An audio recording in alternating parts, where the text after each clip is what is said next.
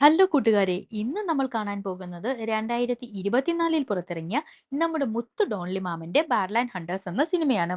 എന്തോരം insta message ഞാൻ ഈ മനുഷ്യൻ അയച്ച് എന്നെ ഒന്ന് തിരിഞ്ഞു നോക്കിയിട്ടില്ല ഗൈസ്. ഇവിടെ ഇങ്ങനെ കേരളത്തിൽ ഇത്രയും ആരാധകരുള്ള ഇതുപോലൊരു ആരാധികയുള്ള കാര്യം ഇദ്ദേഹത്തിന് അറിയാമോ ആവോ? ഈ സിനിമയുടെ ഒരു വൺ ലൈൻ എന്താണെന്ന് വെച്ചാൽ, മുഴുവട്ടനായ ഒരു ഡോക്ടർ അവിടേക്ക് ഒരു കുട്ടിയെ അന്വേഷിച്ച് വരുന്ന നമ്മുടെ ഡോൺലി മാമൻ. അപ്പോൾ കൂടുതലൊന്നും പറയുന്നില്ല, നമുക്ക് നേരെ സിനിമയിലേക്ക് പോകാം. അതിനു മുമ്പ് welcome back to voice over by Reshma. ഈ സിനിമയുടെ തുടക്കത്തിൽ കാണിക്കുന്നത് ഒരു ലാബാണ്.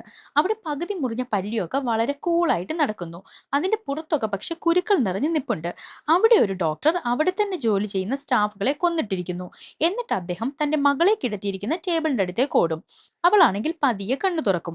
"നീ ഉറപ്പായും ജീവിക്കും, ഞാൻ അതിന് ശ്രമിക്കും" എന്ന് പറഞ്ഞ് അദ്ദേഹം ഒരു മരുന്ന് കയ്യിലെടുക്കുന്നു. അപ്പോഴാണ് അവിടേക്ക് ഒരു ലേഡിയും കുറെ പട്ടാളക്കാരും വരുന്നത്.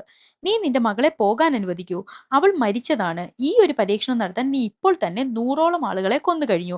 നിന്റെ മകൾ ഇതൊന്നും ഒരിക്കലും ആഗ്രഹിക്കുന്നില്ല. അവൾ മരിച്ചു കഴിഞ്ഞു" എന്ന ലേഡി ആ ഡോക്ടറോട് പറയും. എന്നാൽ ഈ വട്ടുപിടിച്ച ഡോക്ടറാകട്ടെ, "ഇല്ല, അവസാനം ഞാൻ കണ്ടുപിടിച്ചു. ഞാൻ എന്നെ തന്നെ പരീക്ഷിച്ചതാണ്. എനിക്കൊരു കുഴപ്പവുമില്ലല്ലോ. എന്റെ മകളെയും രക്ഷിക്കാൻ എനിക്ക് പറ്റും" ഇതും പറഞ്ഞ് ആ മരുന്ന് ആ കുട്ടിയുടെ ദേഹത്തേക്ക് കുത്തിവെക്കുന്നു. അപ്പോഴേക്കും ആ പോലീസുകാരൻ ഡോക്ടറിനെ വെടിവെച്ച് വീഴ്ത്തും. പെട്ടെന്ന് അതിഭയങ്കരമായി ഭൂമികുലുക്കമുണ്ടാകും. ഉടനെ തന്നെ ഗവൺമെന്റിന്റെ സൈഡിൽ നിന്നുള്ള വാണിംഗ് വരുന്നുണ്ട്. അപ്പോഴേക്കും കെട്ടിടങ്ങളെല്ലാം ഇടിഞ്ഞു പൊളിഞ്ഞ് താഴേക്ക് വീഴുന്നു. കൊറിയ മൊത്തത്തിൽ തകർന്നു വീഴുകയാണ്. അങ്ങനെ തകർന്നു തരിപ്പണമായ കൊറിയയിൽ വളരെ കുറച്ച് ആളുകളെ ജീവനോടെ ഉള്ളൂ. 3 വർഷമായി ഈ ഭൂമികുലുക്കം സംഭവിച്ചിട്ട്. ഇപ്പോഴും മതിയായ ഭക്ഷണമോ വെള്ളമോ ഒന്നും കൊറിയയിൽ ലഭ്യമല്ല. അതുകൊണ്ട് ജീവികളെയൊക്കെ വേട്ടയാടി പിടിച്ചൊക്കെയാണ് എല്ലാവരും ജീവിക്കുന്നത്. നമ്മുടെ കുട്ടി ഹീറോ ഒരു മുതലയെ അമ്പെയ്ത് വീഴ്ത്തുന്നു. എന്നാൽ ഇവൻ അടുത്തേക്ക് ചെന്നതും അത് വേഗത്തിൽ പാഞ്ഞു വന്ന് അവനെ തന്നെ ആക്രമിക്കും.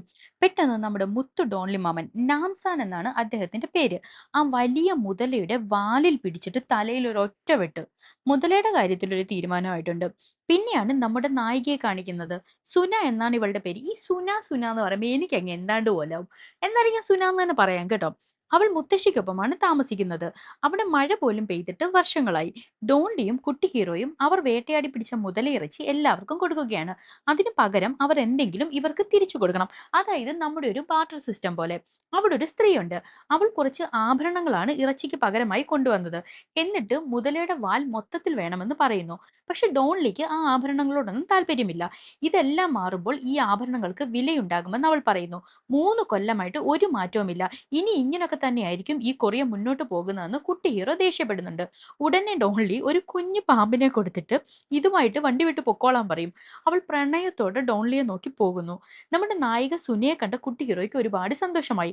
ഡോൺലിയോട് അവൾ സുഖവിവരം തിരക്കുന്നു. അന്ന് ഭൂകമ്പം നടന്ന സമയത്ത് നമ്മുടെ ഡോൺലി മാമനാണ് ഈ സുനയെ രക്ഷിച്ചത്.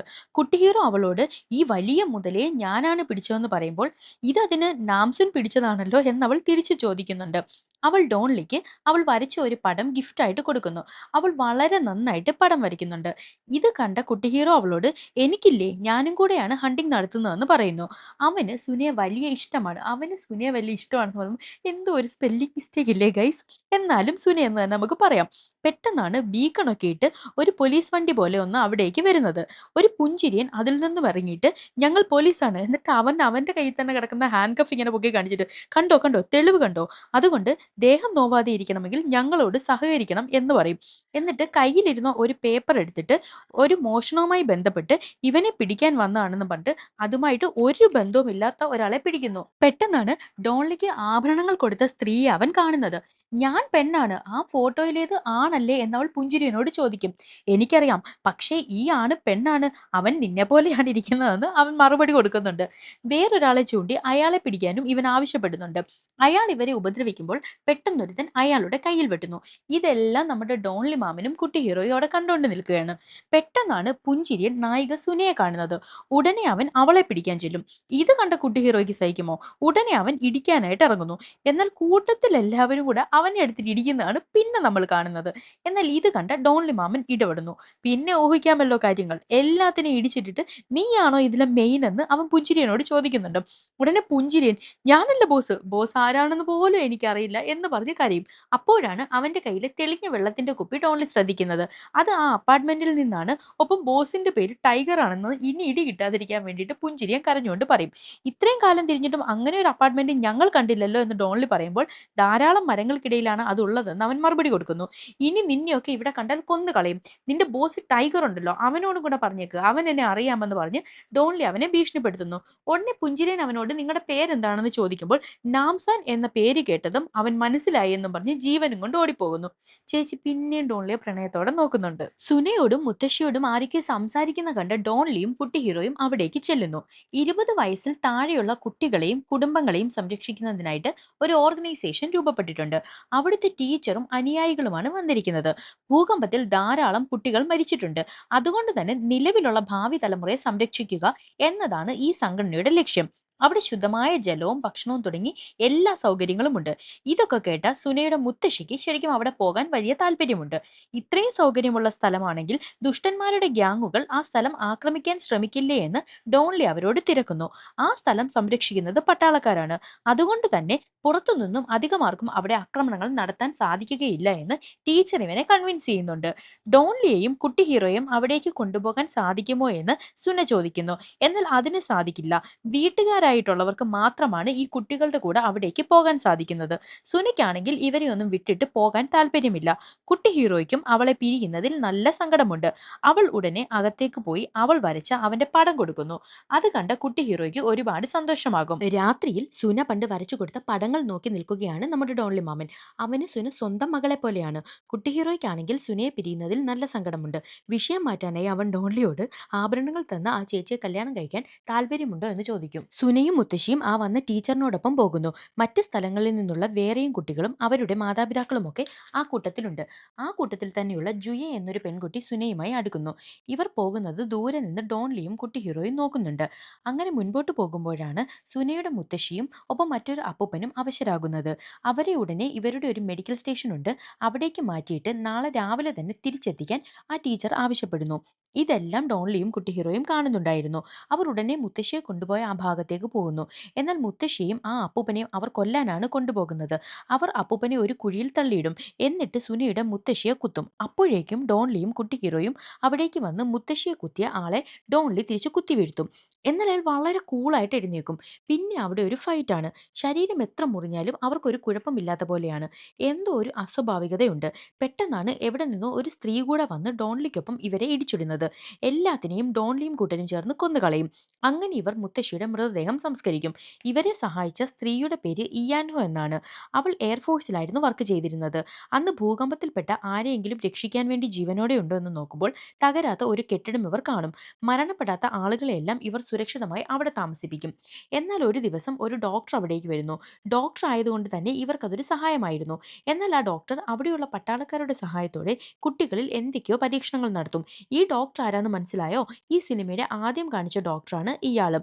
ഇതൊക്കെ മനസ്സിലായ ഇയാൻഹോ ഡോക്ടറിനോട് ദേഷ്യപ്പെടുന്നു. എന്നാൽ അവിടേക്ക് വന്ന മെയിൻ പട്ടാളക്കാരൻ മറ്റൊരു പട്ടാളക്കാരനെ ഇവരുടെ മുന്നിൽ വെച്ച് തന്നെ വെടിവെച്ചിടും. ഇത് കണ്ട അവൾ ഞെട്ടിപ്പോകും. എന്നാൽ വെടികൊണ്ട പട്ടാളക്കാരനാകട്ടെ ഒന്നും സംഭവിക്കാത്ത പോലെ എഴുന്നേൽക്കുന്നു. 3 മാസത്തോളം വെള്ളവും ഭക്ഷണവും ഇല്ലാതെ ഞാൻ ജീവിച്ചു. ഈ പരീക്ഷണങ്ങളെല്ലാം ഞാൻ ആദ്യം ചെയ്തത് എന്റെ ശരീരത്തിൽ തന്നെയാണ്. പേടിക്കേണ്ട, മുൻപോട്ട് എല്ലാം നല്ല രീതിയിൽ തന്നെ പോകുമെന്നൊക്കെ ആ വട്ടുപിടിച്ച ഡോക്ടർ പറയുന്നുണ്ട്. എന്നാൽ അവൾ അതൊന്നും ശ്രദ്ധിക്കാതെ എല്ലാവരെയും ഇടിച്ചിട്ട് അവിടെ നിന്നും രക്ഷപ്പെടുന്നു. സുനയെയും മറ്റുള്ള ആളുകളെയും ആ കെട്ടിടത്തിലേക്കാണ് കൊണ്ടുപോകുന്നത്. അവിടെ വേറെയും 20ഓളം ഫാമിലിയുണ്ട്. അപ്പോഴാണ് ആ വട്ട് ഡോക്ടർ അവിടേക്ക് വരുന്നത്. കാര്യം മനസ്സിലായോ? ഇവരെയൊക്കെ വെച്ച് അയാൾക്ക് പരീക്ഷണം നടത്തണം. എന്നാൽ ഇതൊന്നും സുനയ്ക്കും കൂടെയുള്ളവർക്കും, എന്തിന് അവിടെ താമസിക്കുന്ന ആളുകൾക്ക് പോലും അറിയില്ല. ഇവർക്കെല്ലാം ഓരോ ബോട്ടിൽ ശുദ്ധമായ വെള്ളം കൊടുക്കുന്നു. സുനയാണെങ്കിൽ 2 ബോട്ടിൽ വാങ്ങും. കാരണം മുത്തശ്ശി വരുമ്പോൾ മുത്തശ്ശിക്കും കൊടുക്കാൻ വേണ്ടിയിട്ട്. ഒപ്പം നല്ല സൗകര്യമുള്ള ഒരു റൂമും അവൾക്ക് കൊടുക്കുന്നു. പൈപ്പിൽ നിന്ന് വർഷങ്ങൾക്ക് ശേഷം വെള്ളം വരുന്നത് കണ്ട സുനയ്ക്ക് ഒരുപാട് സന്തോഷമാകും. ഇയാൻഹോ പറഞ്ഞ കാര്യങ്ങൾ കേട്ട ഡോൺലിക്കും കുട്ടി ഹീറോയ്ക്കും സുന അപകടത്തിലാണെന്ന് മനസ്സിലായി. ഉടനെ തന്നെ കുട്ടി ഹീറോ ബഹളം വെക്കുന്നുണ്ട്.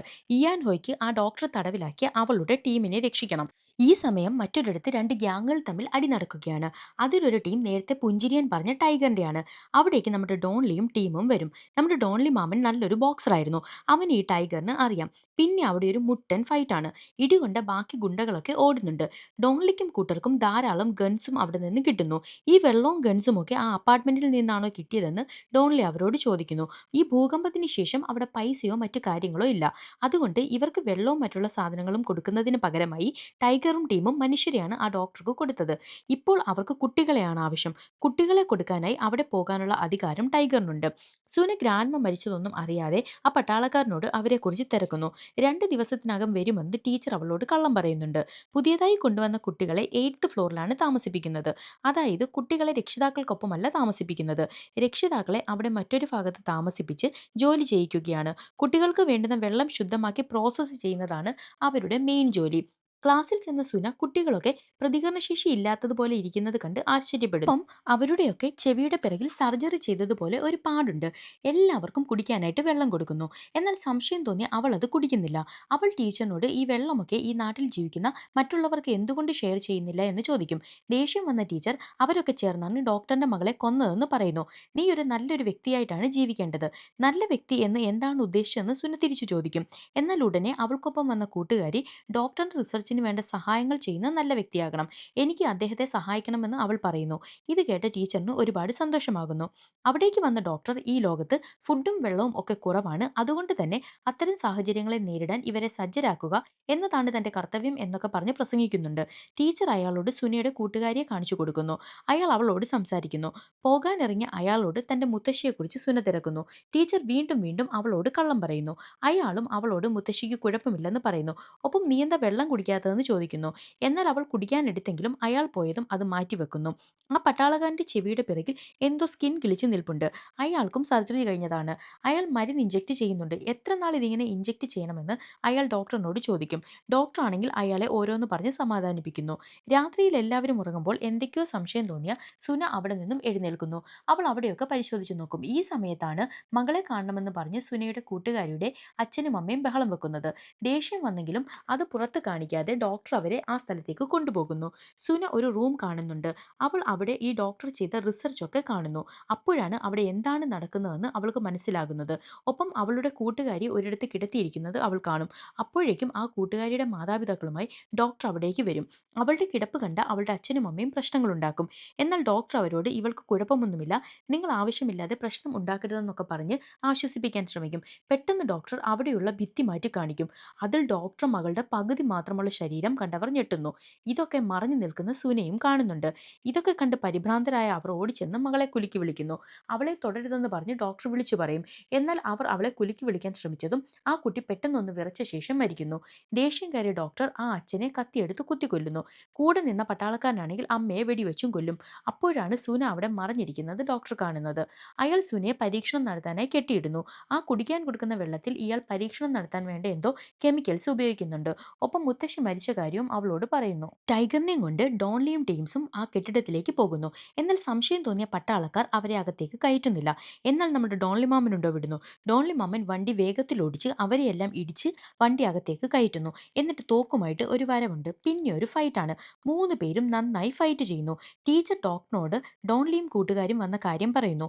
ഇയാൻഹോ ഇതിനിടയിൽ ഡോക്ടർ പൂട്ടിയിട്ട അവളുടെ ടീമിനെ രക്ഷിക്കാൻ നോക്കും. എന്നാൽ അവരുടെ എല്ലാം ദേഹത്ത് ഈ ഡോക്ടർ എന്തൊക്കെയോ പരീക്ഷണങ്ങൾ നടത്തി എല്ലാത്തിനെയും സോംബികളാക്കി. മുൻപിൽ വന്ന എല്ലാവരെയും അവർ 3 പേരും കൂടെ അടിച്ചിടുന്നു. അവിടെ ഉണ്ടായിരുന്ന പേരൻസിനോട് ഡോൺലി കാര്യങ്ങൾ പറഞ്ഞു കൊടുക്കുന്നുണ്ട്. ഇതിനിടയിൽ സുനയുടെ ശരീരത്തിലെ ഫ്ലൂയിഡ് കയറ്റിയിട്ട് ഡോക്ടർക്ക് എന്തോ സ്ട്രേഞ്ച് ഫീൽ തോന്നുന്നു. ഒപ്പം ചെവിയുടെ പിറകിൽ വല്ലാത്ത വേദനയും. അപ്പോഴാണ് സുന ഡോക്ടർ കൊടുത്ത വെള്ളം ഒരു തുള്ളി പോലും ഇതുവരെ കുടിച്ചിട്ടില്ല എന്ന് പറയുന്നത്. അതുകൊണ്ടാണ് അവളുടെ ബോഡി ഫ്ലൂയിഡ് കുത്തിവെച്ച ഡോക്ടർക്ക് അസ്വസ്ഥത തോന്നിയത്. അവളെ ഉപദ്രവിക്കാൻ വന്നപ്പോഴേക്കും അവിടേക്ക് കുട്ടി ഹീറോ വരുന്നു. രക്ഷപ്പെട്ട് ഓടാൻ ശ്രമിച്ച ഡോക്ടറിനെ അവിടെയുള്ള കുട്ടികളുടെ അച്ഛനമ്മമാർ വളഞ്ഞിട്ട് ആക്രമിക്കുന്നു. കയ്യിൽ കിട്ടിയ ഒരു തോക്കെടുത്ത് ഡോക്ടർ അവിടെ ഉണ്ടായിരുന്ന എല്ലാവരെയും വെടിവെച്ചിടും. അറിയാതെ ഡോക്ടർ മകളെ വെച്ചിരുന്ന പെട്ടിയിലും വെടിവെക്കും. ഇതിനിടയിൽ ഡോൺലിയും കുട്ടി ഹീറോയും ഇയുൻഹോയും സുനയും രക്ഷപ്പെടുന്നു. ഡോൺലി ഡോക്ടറിനെ വെടിവെച്ചിടും. ഡോൺലിയും കുട്ടി ഹീറോയും സുനയുമായി അവിടെ നിന്ന് പോകുമ്പോഴാണ് പെട്ടെന്ന് മഴ പെയ്യുന്നത്. വർഷങ്ങളായി അവിടെ മഴ പെയ്തിട്ട്. സുന മുത്തശ്ശിയെ അടക്കിയ സ്ഥലത്തേക്ക് ചെല്ലുന്നു. അവളെ ആശ്വസിപ്പിക്കാൻ എന്നവണ്ണം അവിടെ ഒരു ചെടി കിളിച്ച് നിൽപ്പുണ്ട്. പിന്നെ ഡോൺലിയും കുട്ടി ഹീറോയും സുനയും സമാധാനത്തോടെ ചിരിച്ച് നിൽക്കുമ്പോഴാണ് നമ്മുടെ ചേച്ചി പ്രണയത്തോടെ കയ്യിലൊരു കുപ്പിയുമായിട്ട് അവിടേക്ക് വരുന്നത്. ഞാനൊരു കുടിയനല്ലേ എന്ന് വിളിച്ചു പറഞ്ഞ് ഡോൺലി അവിടെ നിന്ന് പോകുന്നതോടെ സിനിമയും തീരുന്നു. കൊള്ളാം, നല്ലൊരു സിനിമ. അടിയും ഇടിയും ബഹളങ്ങളും ഒക്കെയുള്ള നല്ലൊരു സിനിമ. ഈ സിനിമ നിങ്ങൾക്ക് ഇഷ്ടമായോ? സിനിമ പറഞ്ഞത് ഇഷ്ടമായോ? എങ്കിൽ എൻ്റെ ചാനൽ ഒന്ന് സബ്സ്ക്രൈബ് ചെയ്യാനും കമൻറ്റ്സ് ലൈക്ക് ഇട്ട് പ്രോത്സാഹിപ്പിക്കാനും മറക്കല്ലേ. അപ്പോൾ എത്രയും പെട്ടെന്ന് അടുത്തൊരു സിനിമയുമായി കാണാം. ടാറ്റാ.